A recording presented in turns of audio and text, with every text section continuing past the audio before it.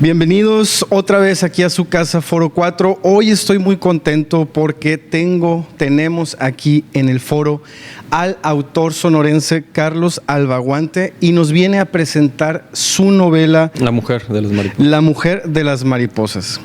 Este es un thriller, me decías, fuera de la grabación. Cuéntanos de qué trata tu novela. Te cuento el principio porque para no echar tanto spoiler. Trata de Sebastián, que es un hombre de 40 años que le está pasando mal en su vida, ¿no? Le está yendo mal en el trabajo, da clases en una preparatoria y los alumnos ni lo respetan al pobre, ¿no? En su matrimonio también no da una, se la pasan peleándose su esposa y él. Y un día de estos, como cualquiera, saliendo del trabajo, cuando llega a su casa, encuentra una carta que dejaron así bajo la puerta y la abre así intrigado, está escrita a mano y es de una mujer que dice que lo ama, que siempre lo ha amado, pero que ya no puede seguir viviendo así y que piensa suicidarse. Y lo culpa a él también por esto, ¿no? Y lo firma Milena. Y él no tiene ni la más remota idea de quién puede ser Milena. Jamás, ni siquiera ha habido el nombre antes, ¿no? Entonces, parte de ahí todo el misterio de quién es esta mujer y por qué él escribió. Y es lo que lo detona, ¿no? Y lo pone en acción. Va a ser la presentación de tu libro.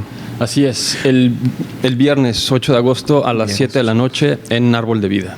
¿A quiénes está dirigida esta novela?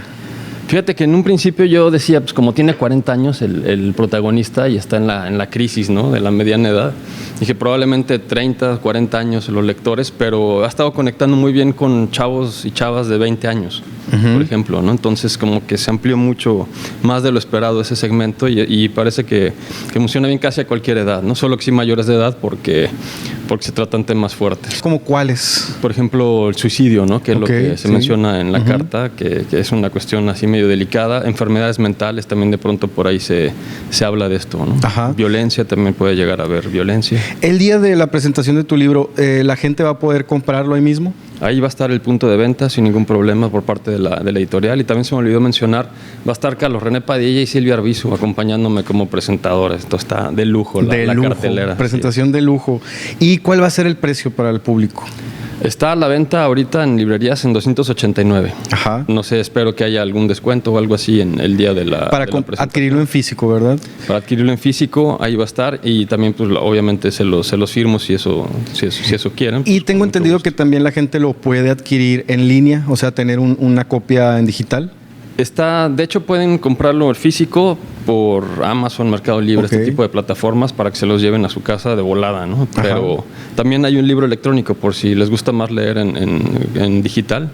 Pueden adquirirlo en electrónico o incluso audiolibro. También tenemos una versión en audiolibro narrada por Diego Santana que pueden adquirirlo así, ¿no? Que mucha gente ya está oyendo ahora más que leyendo, curioso. Sí, es una manera de consumir ahorita en estos tiempos en donde no tenemos acelerado, ¿no? Y fíjate que he oído mucho manejando, que les gusta gente que maneja mucho, que sale mucho a carretera, se van echando sus libritos en el estéreo. ¿Te inspiraste en algo de Sonora o es totalmente ajeno? No me lo habían preguntado eso, buena pregunta. Fíjate que yo nací en Hermosillo, pero viví gran parte de mi vida en la Ciudad de México. Pero igual me la pasé siempre viniendo muy seguido, ¿no? Y ahorita ya llevo 7 años que regresé a Hermosillo y que estoy aquí. Entonces nunca se especifica en la novela qué ciudad es. Sabemos que es una ciudad en México, pero para mí es como de pronto un híbrido, ¿no? Traigo así la cruz entre Hermosillo y Ciudad de México, que son mis ciudades más importantes de vida, y a lo mejor se puede percibir algo de esa No se mencionan pues nombres de ciudades. No se menciona nunca. Pero digamos que es una ciudad híbrida entre Hermosillo y México. Algunas cosas a lo mejor podrán decir, es como Hermosillo, otras a lo mejor esto parece la Ciudad de México, pero por eso no se especifica, ¿no? Porque es como mi versión de una ciudad. ¿Es tu primer libro, Carlos? El séptimo, de hecho. El séptimo libro. Es mi séptimo libro. Es tu séptimo hijo. Así es. ¿Nos puedes decir un poquito el proceso? ¿Qué te inspiró a escribir esta novela? ¿Desde cuándo empezó la idea hasta que culminara en este físico? Sí, fue un poco atípico el surgimiento de esta idea porque normalmente yo voy mucho a pinturas, ¿no? Me encanta andar en museos, las pinturas surrealistas, simbolistas me inspiran un montón para escribir. Incluso sueños, ¿no? Luego así una escena, como soy muy visual, también hago guión de cine y eso, entonces imágenes así que digo, wow, esto tengo que hacerlo algo, ¿no? Cuento, novela. Pero en este caso fue una película que estaba viendo hace como 20 años o más. Ni me acuerdo cuál era. Estaba viendo la película y ahí uno de los personajes le entregaba una carta a otro personaje. Así una carta normalita, ¿no? Pero en ese momento yo así como que me disocié y empecé a pensar qué pasaría si te dieran una carta, pero rarísima, loquísima, que parece que en apariencia no tuviera nada que ver contigo, y sin embargo si estuviera dirigida a ti, ¿no? ¿Cómo podría eso cambiarte y cómo podría cambiar también incluso tu percepción del mundo, ¿no?, que tienes? Entonces me quedé con esa idea, así como en segundo plano en las computadoras, así en segundo plano, ¿no? Estuvo cocinando, hasta que ya tuve los elementos suficientes, la madurez también suficiente, porque son personajes de 40 años, bueno, uno de ellos y el otro 30 y tantos. Entonces ya que tuve la experiencia suficiente, creo, la madurez, ya pude aterrizarla por fin. Pues ¿qué edad tiene Carlos Albaguante? ¿De cuántos parezco? Pues te miras muy joven, ¿eh? Y pues para ya tener una carrera de 7 libros. No, la juventud se lleva por dentro, 46 años. Ok. 46. ¿Tiene algo de ti el personaje, de casualidad? El protagonista, como te decía, es maestro, ¿no? Da clases en preparatoria. Yo doy clases, pero adultos, de cuento, novela, de guión cinematográfico y eso. Pero creo que hasta ahí llegan las coincidencias, ¿no? Él, por ejemplo, odia dar clases. A mí me encanta, soy súper feliz y me divierto un montón. Entonces, no, o sea, tomé cosas... El protagonista estudió letras también. Ok. Y pues yo también estudié letras, pero usé lo poquito de mi experiencia en ese sentido y hasta ahí, ¿no? O sea, no soy yo, nada que ver, no me inspiré tampoco a otros personajes, en personajes o en personas de la vida real, nada, para que no se me enoje nadie, nada que ver. El círculo de amigos ahí al pendiente. Sí, ya está, ¿no? luego, este soy yo, no, cálmense, nadie. Qué mejor que de voz del autor, nos pudieras hacer el favor de leernos esta sinopsis y a lo último, pues, invitar a toda la gente que no ha oído todavía de Carlos Albaguante, de tus novelas, pues nuevamente invitar al público al evento y qué es lo que va a encontrar en el evento. Claro que sí, con mucho gusto. Él no la conoce, pero ella nunca lo olvidó y solo sabe que su historia podría destruirlo. Sebastián tiene 40 años, deudas, un matrimonio al borde del colapso y un trabajo que detesta. Su vida es un perfecto desastre y cuando cree que las cosas no podrían estar peor, recibe una carta escrita a mano. La autora, una mujer llamada Milena, le confiesa que lo ama, que siempre lo ha hecho, pero también le dice que el dolor es insoportable, que ya no puede seguir viviendo así y que ha decidido quitarse la vida. Sebastián no da crédito a lo que acaba de leer, no conoce a nadie llamada Milena, pero hay algo en esas líneas, un detalle apenas perceptible que le eriza la piel y lo hace sospechar que no se trata de un simple error. La carta, en efecto, es para él.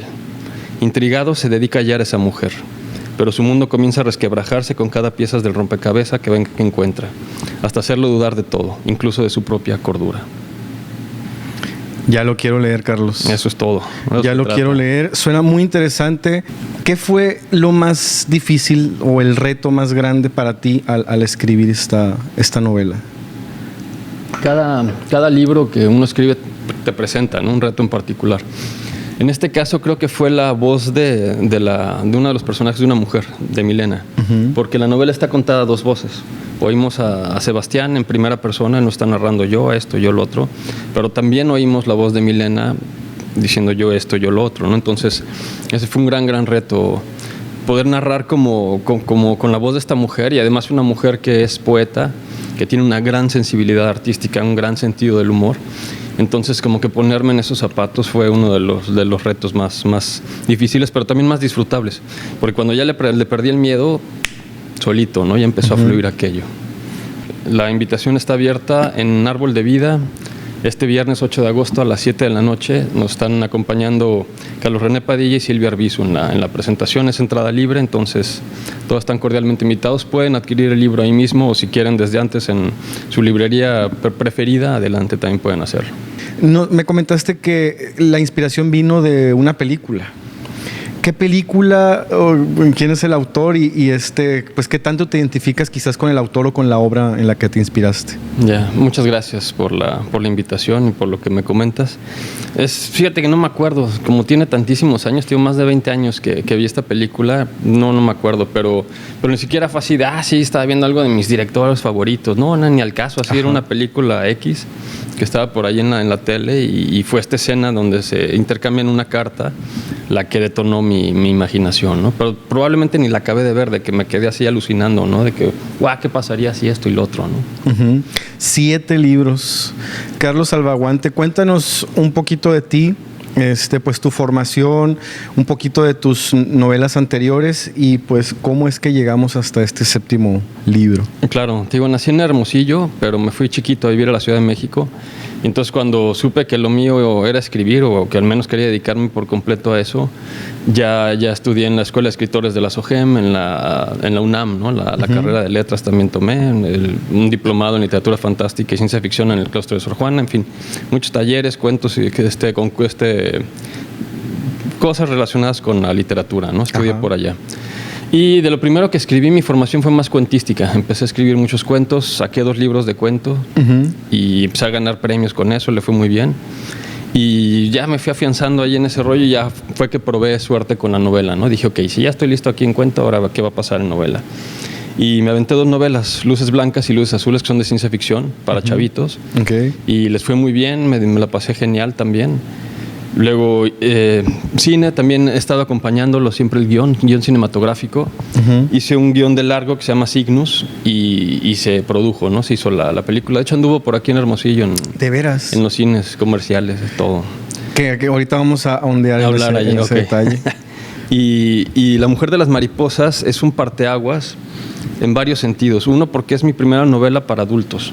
O sea, porque había escrito novela, pero para adolescentes y eso. Pero es mi primera novela para adultos. Y otra cosa que es muy importante en mi carrera de esta novela es que está publicada por la Penguin Random House, que es un grupo editorial gigantesco, ¿no? O sea, había trabajado con editoriales grandes como Castillo, Del Vives, pero nunca algo así de este tamaño, ¿no? Entonces, pues me siento muy, muy afortunado de... ¿Y cuántas copias tuvo esta edición? Para empezar fueron 2.500 lo que se tiró, pero de ahí para el real, ¿no? El primer tiraje, ¿no? Sí, y además acompañado por libro electrónico, audiolibro. ¿Y en qué otras partes se vende en otras partes del país también? ¿En físico? Sí, no, de hecho está en todas las librerías. Por todos lados, en todos los estados de la República. Y en electrónico, pues en todo el mundo se puede conseguir, ¿no? Igual el audiolibro. Qué orgullo, qué orgullo. Me decías que la ciudad dentro de la novela es un híbrido quizás entre Hermosillo y Ciudad de México, las 2 ciudades pues en las que te has formado. ¿Qué tanto es de Hermosillo? ¿Qué tanto es de México? De lo que se puede palpar en la novela? Pues yo creo un 50-50. A lo mejor, por ejemplo, el calorón, ¿no? Empezando el libro, calorón. El pobre protagonista está retorciendo de calor. No haya ni qué hacer, ¿no? Para quitárselo. Entonces, pues ahí ya claramente se nota que fue escrito en Hermosillo en verano. Pero también hablo, por ejemplo, de rascacielos, ¿no? Que hay por ahí edificios muy grandes y todo, que pues ya aplicaría más a la Ciudad de México, tal vez. Ok. Digamos que esta historia se lleve a la pantalla grande. ¿Cómo crees que se pudiera resolver esa parte de la ciudad? ¿Tú crees que se pudieran grabar escenas en Hermosillo y yuxtaponerlas junto con otras de Ciudad de México? Fíjate, es curioso porque originalmente la idea, ya que la tuve bien masticada y que dijo que íbamos a plasmarla, yo quería hacerlo un guión. Un guión de cine, lo vi mucho como para película. Sí. Pero hace más de 10 años con la novela esta de Luces Blancas, fue originalmente un guión de cine.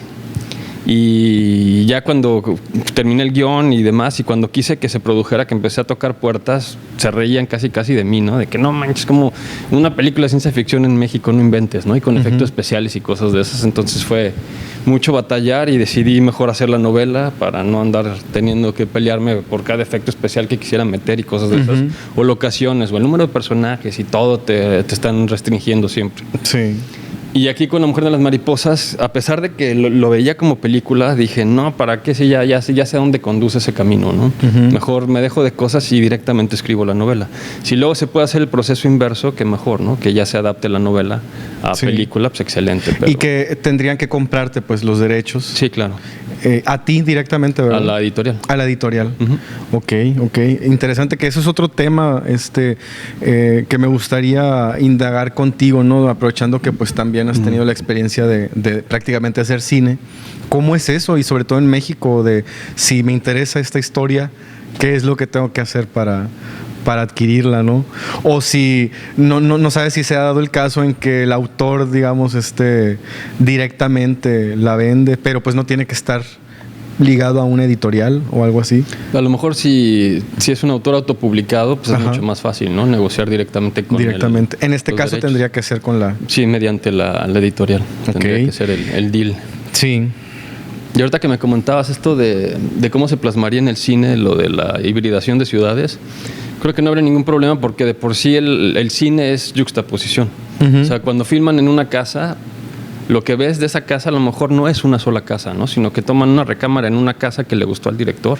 Luego la cocina es de un departamento que vieron en otro lado que le encantó. Y luego, no sé, la sala es de otra casa que está a lo mejor en Guanajuato. Entonces, en realidad todo se va mezclando, ¿no? Lo mismo podría ser de, si es necesario tomas de la ciudad o lo que sea, pues unas partes aquí, otras allá, o dependiendo también del presupuesto, porque cuesta, ¿no? Trasladarte entre ciudades. Sí. Entonces, por lo general tratan de concentrar todo en una sola ciudad para... Pero visualmente yo creo que sería interesantísimo. Estaría padrísimo. O sea, ver esta ciudad ficticia con rascacielos, pero al mismo tiempo como si estuviera en Sonora, ¿no? Eso sería... Partes desérticas. Ajá. Y lo dirigida por Christopher Nolan. De hecho, fíjate que la Ciudad de México de por sí es así. O sea, tiene partes que dices, parece que estoy en otra ciudad, ¿no? Cambia muchísimo. Sí. Apenas a unos kilómetros de distancia, hasta el clima se vuelve bien diferente de pronto. Entonces... Y luego hay unas partes que parecen sacadas de Nueva York, ¿no? Luego otras partes muy de México. O bosque, de pronto te encuentras un bosque y dices, ¿qué onda? ¿Cómo llegué aquí, no? Sí. ¿Cuántos años estuviste viviendo en Ciudad de México? Como 40 años, un ratote. Un ratote, no, pues por eso tienes muchísima influencia. Así es. Tu hogar prácticamente, ¿no? Yo creo que ya te había hecho la pregunta muy parecida, pero pues ¿cómo fue este proceso de escritura? Yo creo que quiero indagar un poquito más en tus hábitos. Lo que haces para escribir, no sé si te tomas un café, prendes un cigarro, ¿qué es lo que haces antes de...? ¿Escribes a máquina, escribes a mano? ¿No? ¿Cómo es tu proceso? ¿Cómo escribe Carlos Albaguante?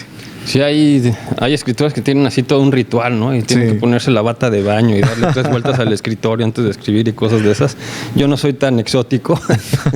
Lo que sí no puede faltar, mi cafecito para despertar y música.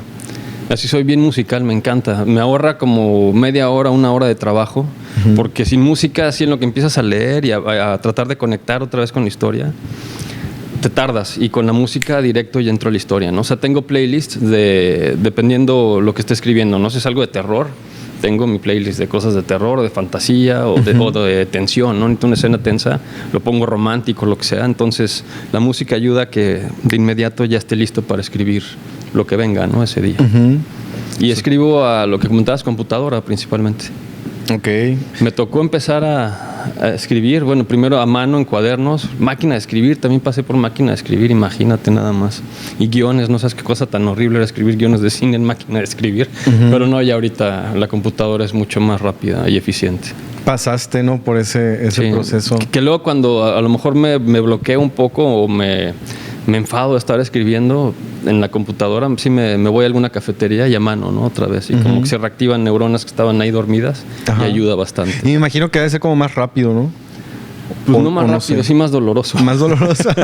Sí, como ya no estamos acostumbrados casi a escribir a mano, tantito empiezas y pero sí como que te trabaja distinto el cerebro cuando escribes a mano. Entonces de vez en cuando me gusta hacerlo para sacudir, ¿no? Mi cerebro y retomar viejos hábitos. Quizás es muy obvia la pregunta que te voy a hacer, pero pues tú que has escrito para adolescentes y ahora esto para adultos, ¿fue muy distinto el proceso de escribir o es prácticamente igual para ti? ¿O cuáles fueron las diferencias, digamos, de escribir algo para adultos a algo para adolescentes? Fíjate que en la Escuela de Escritores de la SOGEM tuve una maestra de literatura infantil que se llama Verónica Murguía, que decía que no debería existir ninguna diferencia en la mente de un escritor a la hora de escribir para adultos o para niños, ¿no? Ajá. Porque cuando haces esta diferencia empiezas a cometer errores garrafales como poner un montón de diminutivos, ¿no? Y querer hacer todo bonito. Menospreciar incluso la inteligencia del lector infantil o juvenil. Entonces yo en ese sentido estoy muy de acuerdo con ella. Y para mí la única diferencia que podría haber entre escribir para chavitos o para adultos es la edad del protagonista. Okay. En el caso de Luces Blancas, el protagonista tenía 12 años. Entonces la problemática va a ser para alguien de 12 años, ¿no? Y eso lo hace que sea más a lo mejor que puedan conectar mejor los lectores juveniles, ¿no? O infantiles. En este caso tiene 40 años, pues entonces obviamente es otro tipo de problemáticas las que enfrenta, pero la edad es lo principal, creo, la principal diferencia, la edad del protagonista.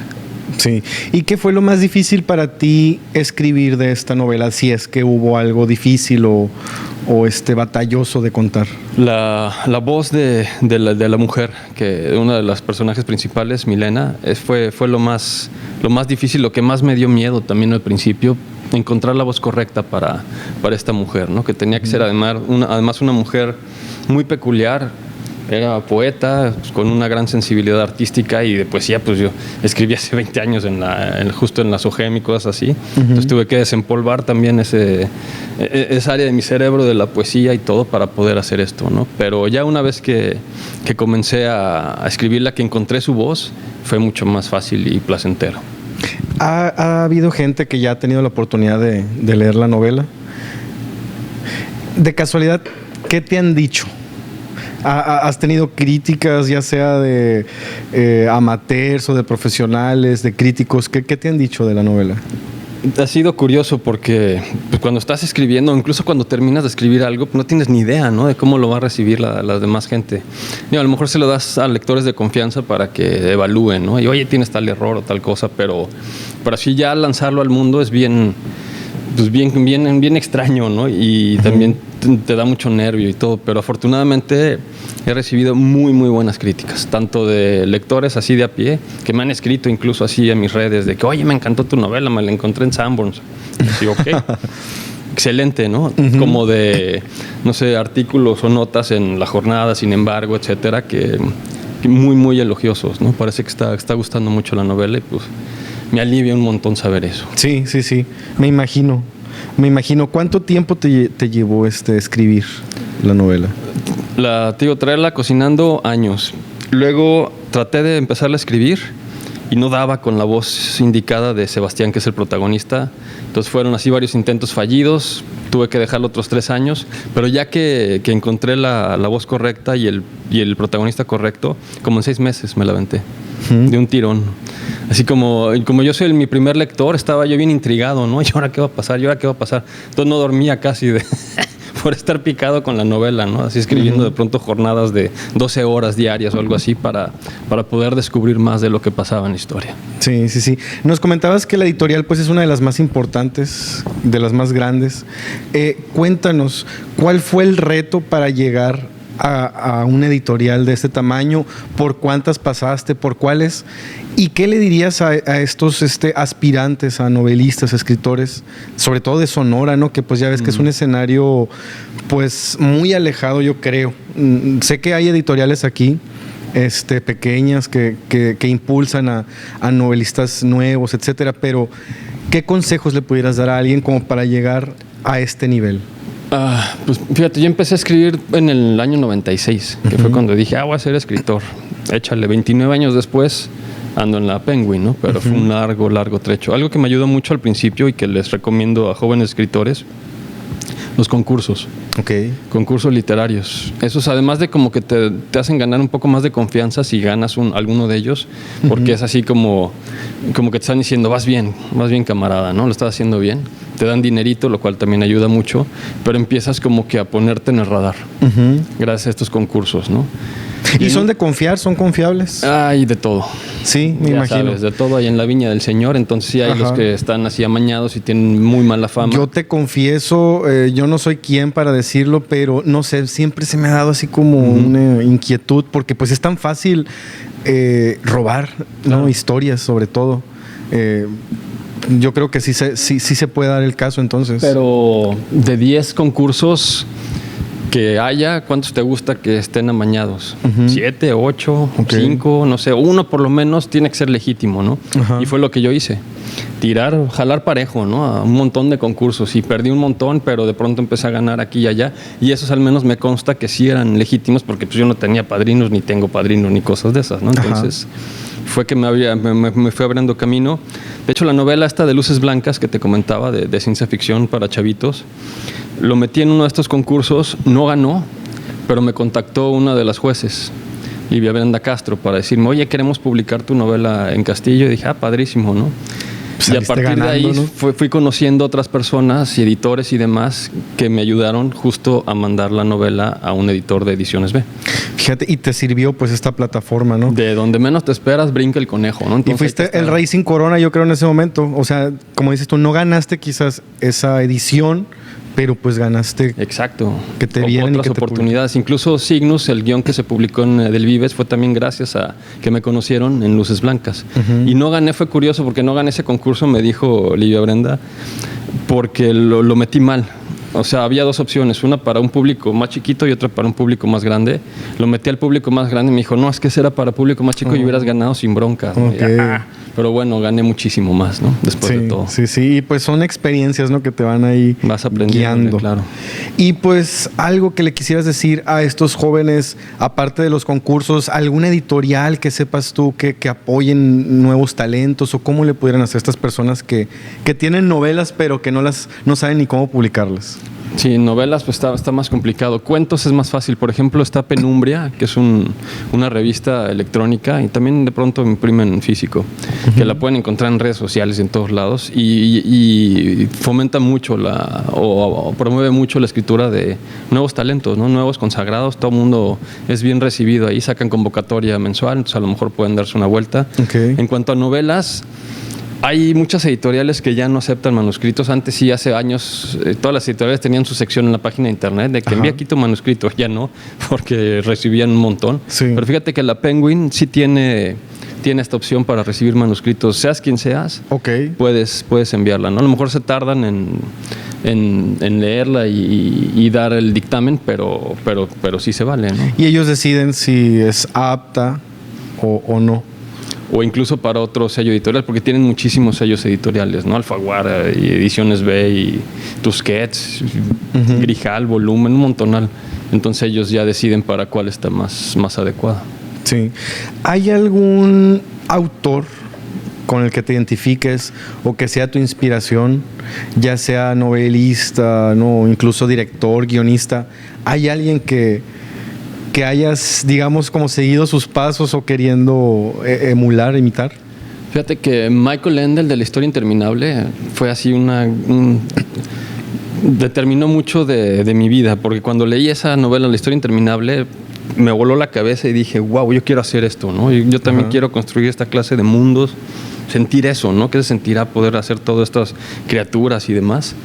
Y fue justo ahí cuando decidí convertirme en escritor, después de leer a Michael Ende. Entonces fue una enorme influencia para mí y una lección de que el cielo es el límite, o ni siquiera, ¿no? O sea, ¿leíste la novela antes que ver la película o fue al revés? No, creo que primero vi la película de chavito, no me gustó mucho, pero cuando leí la novela fue otro boleto, ¿no? De hecho, la adaptación es muy mala y el propio Ende creo que se salió a media función de que qué porquería es esta, ¿no? Regrésenme mis derechos. Y siendo que es un clásico del cine, ¿no? Sí, pero no le gustó y entiendo por qué, ¿no? Además de que es una novela grande, La Historia Interminable, y agarraron un pedacito para hacer la película. Ni tan interminable la hicieron. Sí, no.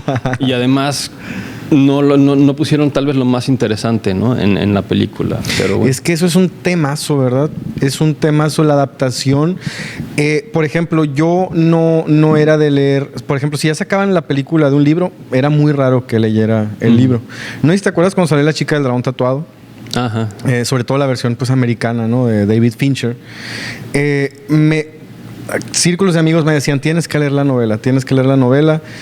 Y sí, vi la novela, vi que era más parecida a las adaptaciones suecas, ¿no? Pero de todos modos, o sea, una cosa era la adaptación sueca, una cosa la adaptación americana y otra cosa era la novela. Y dije, ¿por qué suceden estas cosas? Es como, o sea, incluso ciertos personajes, su resolución era muy distinta, ¿no?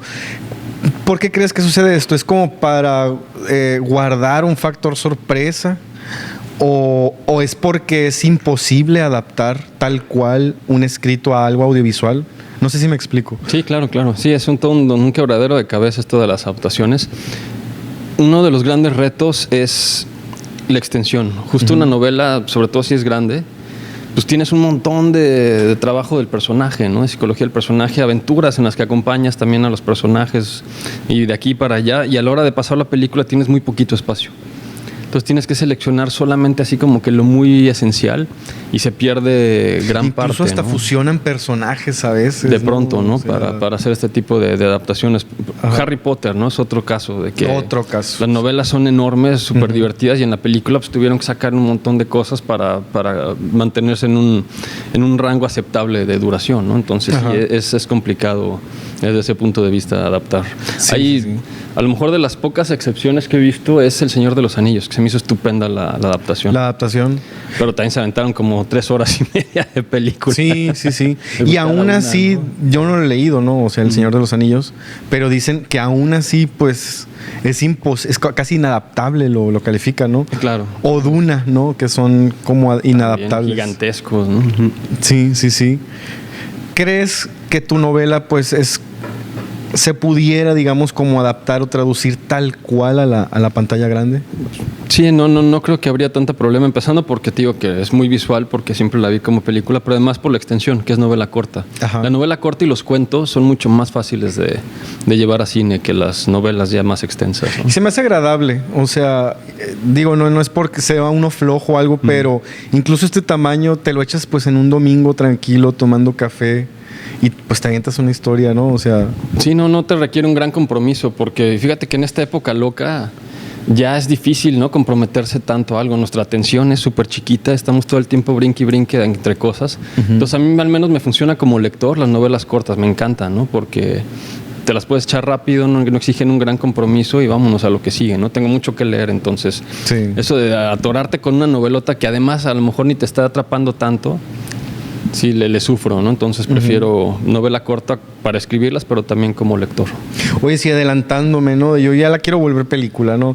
O sea, pues dices que para adquirir los derechos, pues es por medio de la editorial, etcétera. ¿Te gustaría que se llegara a adaptar a audiovisual en algún momento? Sí, claro, me encantaría, ¿no? Empezando porque podría llegar a lo mejor a más gente que con libro, ¿no? Sobre todo si le va bien. Mi pregunta sería, ¿qué condiciones pondrías como para que llegara a adaptarse? Pues que yo estuviera dentro de los guionistas, ¿no? Ok. ¿Sí te gustaría estar involucrado en el proceso de guión? Y para asegurarme, ¿no? De que no hagan cosas a lo mejor muy raras. Aprovechando que tengo muchos años de experiencia como guionista, pues podría... Oye, es que ahí está otra pregunta, ¿no? Pues, ¿cuál es la raza o de tus personajes o cómo son? Pues, si son caucásicos, morenos, ¿cómo son? El protagonista es moreno, otro personaje, Milena, muy importante, ella es blanquilla. Y creo que ya es todo. Es que quiero tocar un tema pues medio frívolo contigo, ¿no? El caso de la mal llamada o bien llamada, no sé, inclusión forzada que le decimos ahorita, ¿no? Dices tú, ya leíste El Señor de los Anillos. Es verdad que en los elfos, al momento de que el autor los describe, los describe incluso con color de cabello y todo, ¿verdad? O sea, son pálidos, ¿no?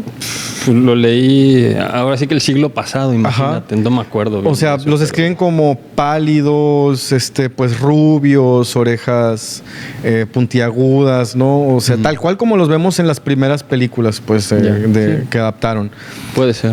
No sé si has visto la serie nueva que ya ponen elfos, pues, con actores afrodescendientes, ¿no? Siendo que, pues, en la novela no pasa. Yo sé que un tema es el de los actores y su capacidad por interpretar. O es más, no te lo voy a poner tan complicado. El tema de Harry Potter, pues. Ya ves que están haciendo la serie, están filmando una serie que van a hacer una temporada por libro. Y algo que los fans no aceptaron muy bien del todo es que Snape pues va a ser un actor afrodescendiente. Siendo que en las novelas, ahí sí te puedo decir pues que lo describen con piel blanca como la cera, cabello grasoso, oscuro, etcétera. O sea, descripciones muy, muy claras. ¿Qué opinas tú como autor que al momento de que se traduce al audiovisual, pues la producción se haya ido por un actor que no tiene nada que ver con la descripción del libro? Es parte de la adaptación y es parte también por lo que tú cedes como autor tus derechos, precisamente para que hagan ese tipo de ajustes o de adecuaciones, ¿no? Y no nada más con el color de piel, sino a lo mejor con los espacios. ¿Sabes qué? Un castillo no nos funciona, sale carísimo, vamos a hacerle una mansión mejor. Pues ni modo, ¿no? Es parte del contrato que firmaste de permitir que hagan este tipo de cambios. Y además, pues los tiempos también van cambiando, ¿no? Y hay que ajustarse a ello. Y El Señor de los Anillos, pues también es un claro ejemplo, ¿no? De que ya tiene muchísimos años y pues si la producción consideran pertinente hacer este tipo de ajustes, pues adelante, ¿no? Ni modo, te llevas, te aguantas, como quien dice, ¿no? Como autor, es parte del show. Es parte del negocio, ¿no? Del show, exactamente. Y sí, como te digo, ya ves, está el tema pues de la capacidad actoral que pueda tener esta persona, que no hay lugar a dudas, pues, pero siempre uno como autor, me imagino que hizo a sus personajes de cierta raza o de cierta manera por alguna razón y no sé, pues quería aprovechar que tenía un autor, ¿no? Habrá a lo mejor así alguien que sí se clave mucho en eso. A mí me viene guango, la verdad. O sea, pongan el color que quieran, o sea, no va por ahí, ¿no? No me fijo tanto en eso en un personaje, sino más en su forma de ser, ¿no? Y qué trae adentro y cosas de esas. Digo, aquí les puse color porque pues había de pronto que poner color, pero... Pero si por mí fuera incoloro, si no pasa nada, no son humanos, punto. Y pues lo más importante, como dices tú, es la construcción, yo creo que psicológica y todo del personaje, ¿no? Sí, así es. Pues a ver cómo van estas adaptaciones, pero pues en tu caso no habría ningún problema que se adaptara, pero que se adapte, pero sí, que se adapte. Exacto. Carlos Albaguante, ¿se puede saber si estás escribiendo algo nuevo ahorita? Acabo de terminar otra novelita corta. Ando viendo qué va a ser de ella, ¿no? Qué va a pasar. Estoy también con un guión de cine, justamente quiero regresar a seguir escribiendo para cine, a ver qué pasa ahí. Tengo una novela también para chavos que ya está cerca de quedar ya terminada. Entonces sigo trabajando todo el tiempo. Sí. Y te preguntaba de tus autores favoritos. ¿Hay algún novelista y no sé, yo ya te había preguntado eso, ¿verdad? Pero bueno, y me clavé con Ende, no te contesté lo demás, pero por ejemplo, otro escritor que es más importantísimo y que me ha influenciado mucho es Julio Cortázar. Julio Cortázar. Y me encanta, ¿no? Como cuentista, no tanto como novelista. Rayuela, no soy fan, pero de los cuentos me encanta, ¿no? Y es un autor que comprende muy bien lo fantástico que es tenerte en esta duda de ¿es sobrenatural o no lo que está pasando, ¿no? ¿Qué onda con eso? Me encanta lo fantástico. Y los giros también, ¿no? De pronto quedan sus historias que te sorprenden muchísimo. Cómo puede torcer la realidad cuando menos te lo esperas. Me encanta eso de Julio Cortázar, ¿no? Por ejemplo, es otro de mis grandes. Y de los que también me influenciaron mucho cuando empecé a escribir, y los recuerdo con mucho cariño, no sé, Franz Kafka, con El Proceso, ¿no? Wow, novelón. Boris Vian también con su absurdo. Eugene Ionesco también del Teatro del Absurdo. Autores así que son difíciles de encajonar, que les gusta desafiar las reglas y torcer justo la realidad, ¿no? Me encanta todo ese asunto. Oye, ahorita que mencionaste a Kafka, ¿de casualidad has leído a Haruki Murakami? Sí. ¿Cuál has leído de él? Yo nomás he leído como 2. Yo leí Kafka en la orilla. Kafka en la orilla. Ajá. Que se me hizo interesante, y luego intenté leer Tokyo Blues. No pude con el libro. Ok. Y Sputnik, mi amor. No, a partir de ahí dije, no, creo que no soy el target. Ok. No se arma así, ¿no? ¿Qué opinas de su lectura, ya llamémosle? O sea, ¿qué opinas de su narrativa, más bien? Pues es un estilo, ¿no? Muy, muy peculiar, medio oriental, muy minimalista de pronto, más historias de personajes que de trama. Ajá. Y pues yo voy justo a lo contrario, ¿no? Y me gustan más las historias de trama, ¿no? Donde estén pasando cosas y todo el tiempo avancemos y hay acción y todo, ¿no? No clavarte tanto en el personaje tanto tiempo, porque eso detiene el avance de la historia. Ajá. Entonces sí somos como que... Y sí pasaba mucho, ¿no? Eso con... Sobre todo en Kafka en la orilla, yo creo, ¿verdad? Y también en la otra, lo que alcancé a leer Tokio fue como la mitad. Ajá. Sí, va más por ese lado. Digo, no sé, a lo mejor tendré otros libros que no, pero lo que he llegado a leer, sí dije, no va por aquí la cosa, ¿no? Oye, ¿y te gustan los Simpson? Sí, los veía hace muchos años. ¿No has visto de casualidad un capítulo donde sale que Lisa descubre que la autora de Harry Potter, bueno, en la historia le dicen de otra manera, ¿no? Pero que la autora de Harry Potter no es la autora, sino que descubre que la editorial es el ente, ¿no? Encargado de tener la autoría, gracias a que muchos autores escriben al mismo tiempo y sale que el trabajo de la editorial pues es como darle forma a todos esos escritos hasta que sale la novela, publican la novela y ponen el nombre pues de un personaje ficticio, le inventan una historia.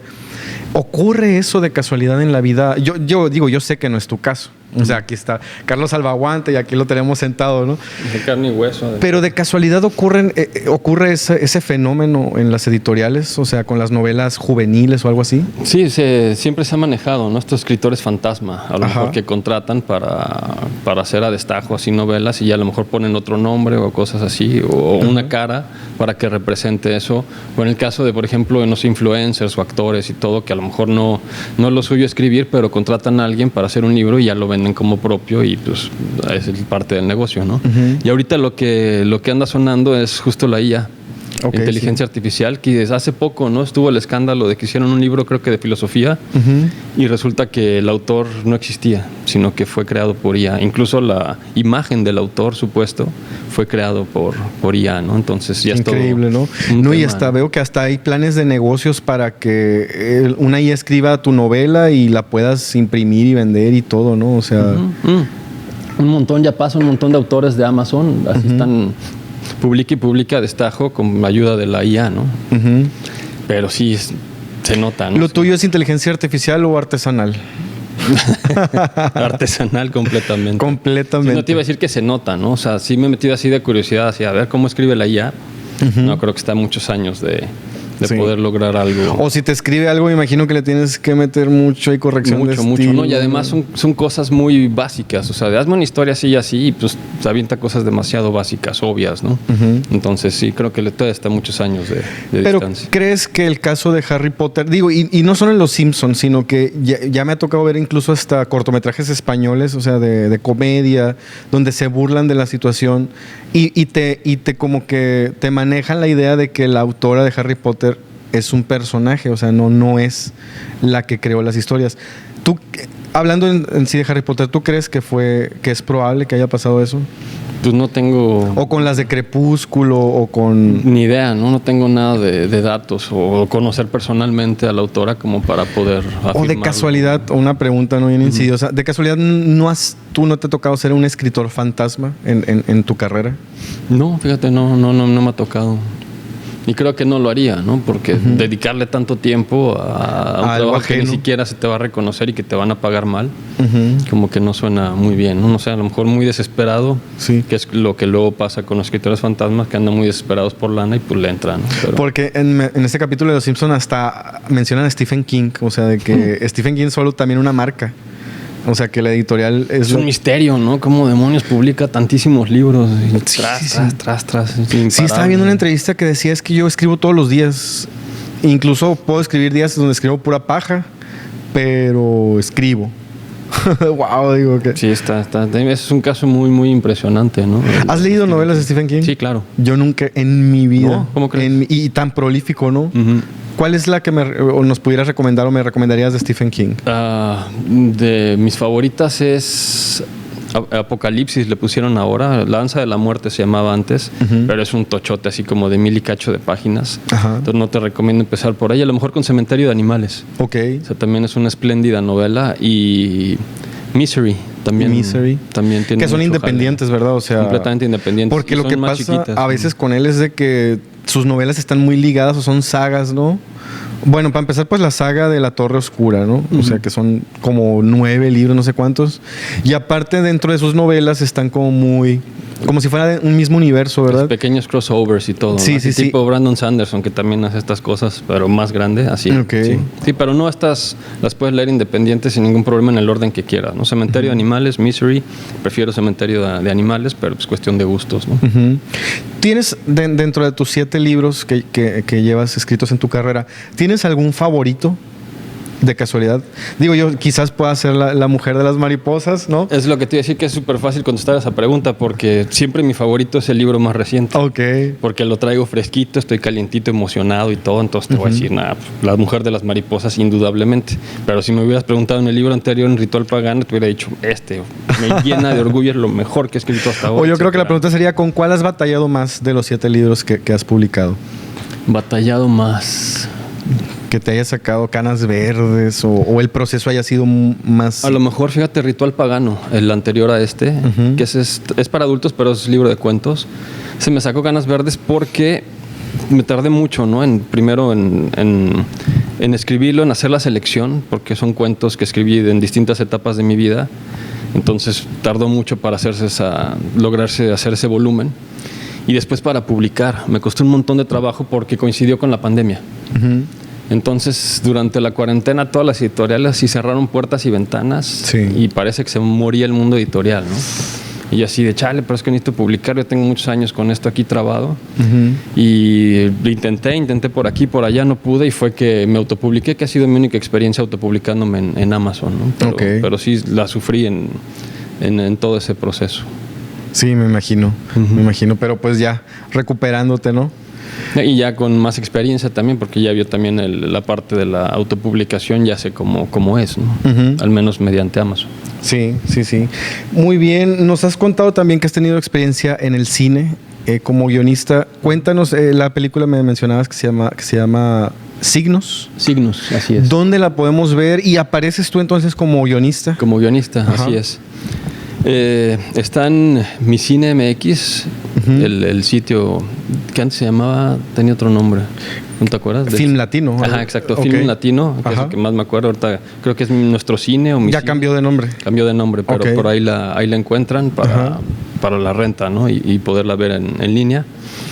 Y esa fue una experiencia padrísima porque además de que fue mi primer largo de ficción, como es de ciencia ficción y el protagonista es un astrónomo.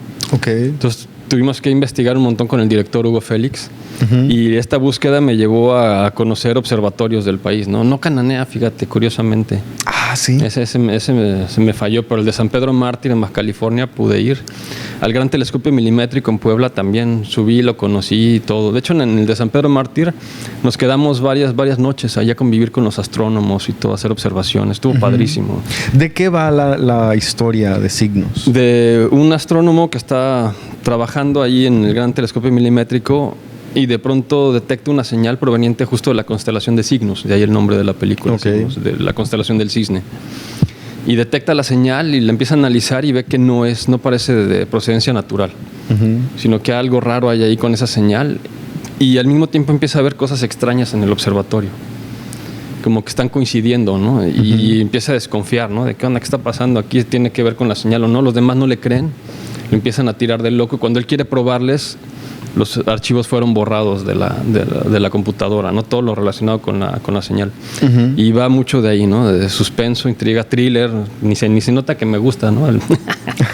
Este tipo de cosas así de misteriosas. No, y son propuestas que la verdad hacen falta en el cine mexicano. Me decías que yo creo que las instituciones te contestan, no, este tipo de historias no pegan, pero más bien yo creo que no apoyan. Yo creo a veces eso. Fíjate que aquí fue el caso de las instituciones encantadas, ¿eh? De veras. Fuimos a la UNAM, al Instituto de Astronomía, lo que necesiten, ¿no? Nos pusieron de asesores, cosmólogos, fotógrafos estelares, astrofísicos, todo lo que necesitáramos. El INAO, el Instituto Nacional de Astrofísica Óptica y Electrónica, que es el que tiene el GTM en Puebla, también nos abrieron las puertas y lo que necesiten, sin bronca alguna, ¿no? Entonces, por ese lado fue súper amable el trato. El problema es la producción, o sea, encontrar el dinero. Los productores, las casas productoras son las que sí son desconfiadas. Sí. Y en cine mexicano, híjole, con Cantinflas o con comedias románticas. Sí, o cosas así, ¿no? ¿Cómo se llamaba? Capulina, ¿no?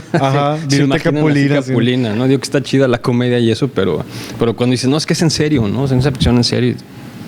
Sí, como que muy escépticos al respecto. Entonces sí, costó mucho trabajo. Me doy cuenta que todas tus historias pues son originales, personajes originales. De casualidad, en el futuro ves el contar una historia de acontecimientos que pasaron de hechos reales o no es por ahí tu fuerte? No me motiva mucho. He hecho documentales también, pero no es mi hit. Fíjate que lo que me gusta es el misterio, ¿no? De no saber qué va a pasar y mientras escribo irlo desentrañando, como si fuera un lector más. Eso me encanta. ¿Hay algún acontecimiento en Sonora, pasado, que te llamaría la atención contar o de plano y pues irnos para adelante. Si fuera algo locochón, ¿no? Así, no sé, que tenga que ver con avistamientos, así extraterrestres o cosas así, alguna leyenda, eso a lo mejor podría llamarme la atención, pero así de cosas realistas no se me da mucho por ahí. Creo que sí, Manuel Canellada, ¿no? El que se aventó del ABC, por ejemplo, una novela y... Ok, no la he leído. Sí, pero yo no, le voy para el otro lado, ¿no? Uh-huh. Sí. Porque también en Sonora, pues, o personajes sonorenses, ¿no? Uh-huh. Muy relevantes. Pero pues también yo creo que tú serías de los llamados visionarios, ¿verdad? O sea, que crea cosas totalmente nuevas, personajes totalmente nuevos, y pues la ciencia ficción... La fantasía, todo eso, visionario, fíjate, muchas gracias, me han llamado cosas peores. Alucinado. Alucinado. En una entrevista hace poco me dijo, ¿qué fumaste? No, qué chulada, no, pues significa que tu mente es súper abierta, ¿no? No, para mí es el mejor de los cumplidos. No, muchas gracias. Oye, Carlos Albaguante, para no quitarte más tiempo, mucho tiempo, ¿nos quisieras leer algún extracto de tus favoritos? Algo, ya puede ser una línea, puede ser un párrafo, puede ser un capítulo entero. No es cierto. O sea, lo que tú quieras, algo... O no sé si tengas líneas favoritas. De hecho, es como empieza la novela con un poema. Ajá. Y uno dice, ¿qué onda? Pues estoy comprando una novela y es un thriller, me están prometiendo acción, y empieza con un poema. ¿Qué está pasando aquí? Ajá. Pero tiene un porqué. Y es chiquito, ¿no? El poema. Entonces, no sé, me gustaría leerlo ese, a ver, ¿qué les parece? Sí, por favor, adelante. Palabras perdidas que sueñan y viajan por el mundo, por la tierra, por el mar, en busca de comprensión. Palabras sueltas, impulsivas, que se escapan de la boca, sin alas para volar ni signos de puntuación. Palabras mías, tuyas, nuestras, que equivocan su camino, que se entregan al azar en una nueva oración. No se asusten. Hay un porqué del poema, ¿no? Está justificado. Así es. Ya quiero saber quién es esta mujer que le escribe al protagonista. ¿Por qué? Si él pues asegura o él cree que no la conoce, es una persona que no conoce, ¿no? Así es. ¿Y por qué antes de él querer desvivirse, llamémosle, recibe esta...? Y uno podría suponer, pues un caso de acoso, ¿no? Algo así. No tienes idea, la cosa se complica y se complica y se complica por donde no te esperas, ¿no? Te mantiene así. Sí, eso he oído que es de echártelo de una sentada o dos, ¿no? Porque justo por el misterio. Ya lo quiero leer, quiero leer.